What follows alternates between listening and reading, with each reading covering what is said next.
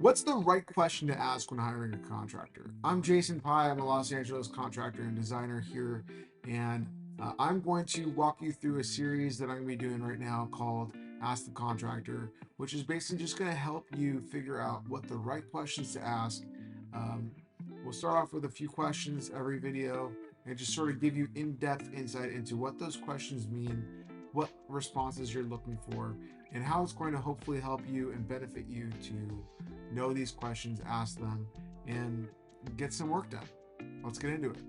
The first question that I would ask right off the bat is, how long have you been in business? The reason you're going to be asking how long a business has been in business is because usually the longer the business has been around, the more traceable records you have. How many permits have been pulled, how many jobs have been done, um, what their reputation is amongst the community that they're working in.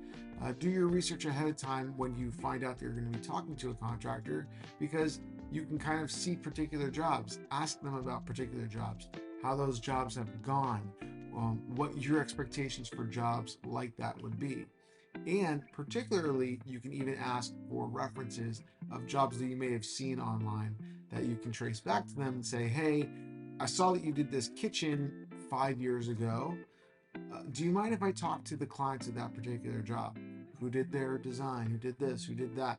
How did they handle you? How did you handle them? So you can lead into other things.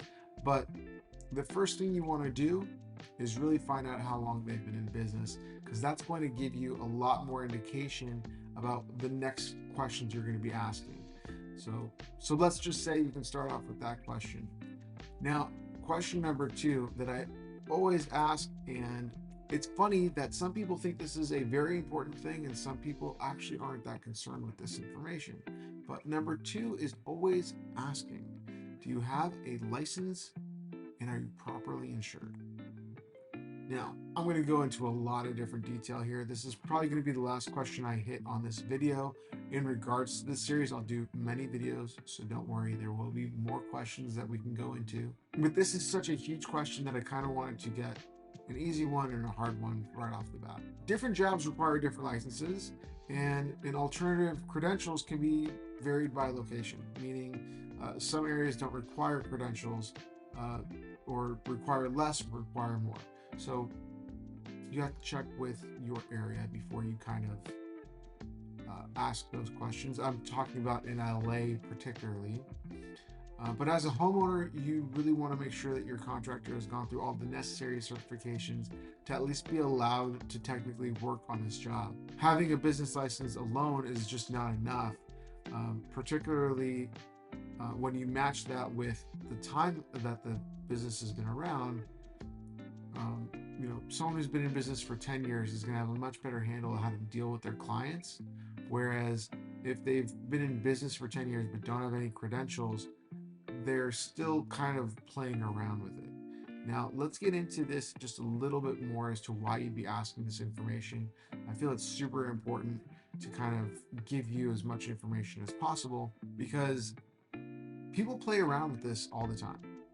And I don't think that they're wrong sometimes. Like, there are jobs that require licenses and insurance and permits that aren't really needed, like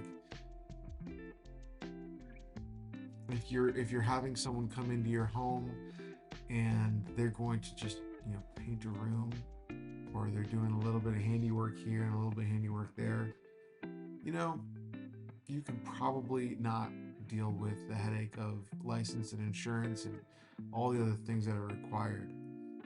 But I will say that I literally got a call this morning from a friend of mine who did a remodel, and I helped him with the design, and I tried to be there through the project with him, kind of help him talk to subs and deal with people. Um, but he called me today saying, "Hey, the I used the flooring guy for this and the painter for that, and the plumber messed up his job and my bathroom was leaking, and now he has to remediate the leak, get all the mold removed, replace the tile again, replace the flooring again, repaint again. And because he didn't use a licensed contractor and he used all these individual people that do the work but aren't licensed, he's going to be forced into one of two situations.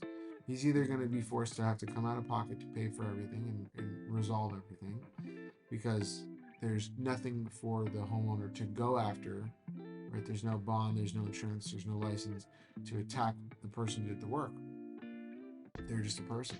So they can sue him, but for the amount that the money is worth and the fact that there's no legal obligation there, it's not a winning proposition.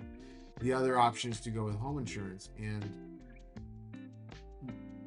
it's only worth going into your home insurance when the value of the claim is more than a certain amount of money that would make sense for you to file a claim. If it's only for a few $1,000s, you're not going to go after your home insurance. It's just not worth it. So I think that is really important to, one, be clear about what the scope of work is that you're trying to do, what you're trying to accomplish, and the reasons why you would want someone who is licensed, bonded, and insured, because you never know what's going to happen.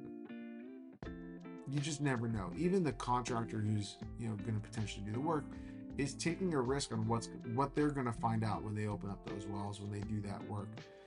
There is some semblance of we're trying to avoid what we don't know, but at the same time, once you get in there and you find out what's going on, you might get hit with a bunch of stuff that you just don't see coming. So it's much better to, in my opinion, it's better to pay more up front to have some more security and comfort in the person that you're working with than to pay less up front and then pay double later because you used the wrong person or you didn't use the right person for the job.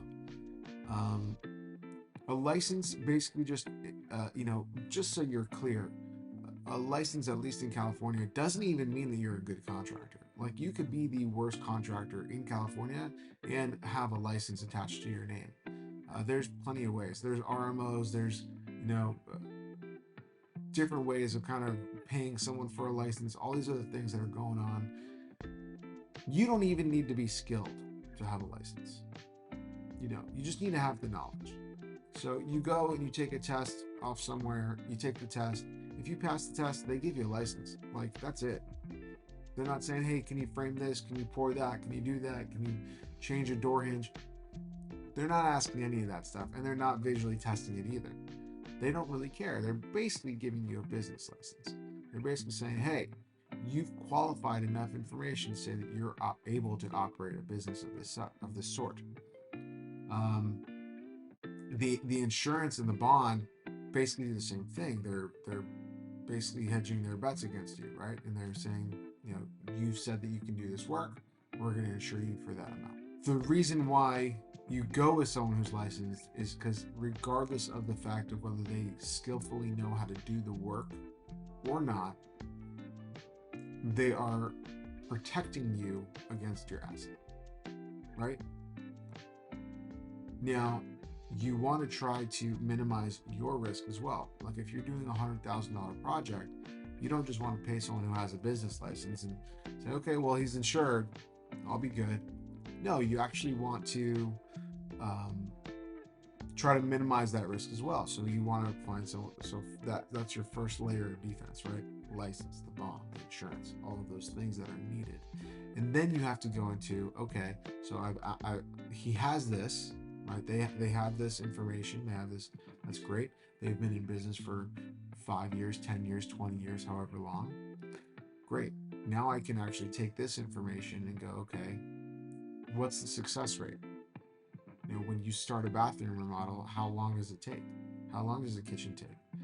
What are the expectations, of the quality, right? Can I go see a project? Do you have pictures online? Do you have reviews? Do you have things? We're going to get into all of that stuff. But these two things are the basis of where you need to start to really get into all of it. So I hope this video helps. This is video 1. There's probably going to be at least, I think I have at least 2 or 3 more planned. But honestly, if you guys hit me down below with some comments, more questions, more things to discuss, I am happy to. So please leave them down below. I'll get to them, I promise. And I will see you on the next video.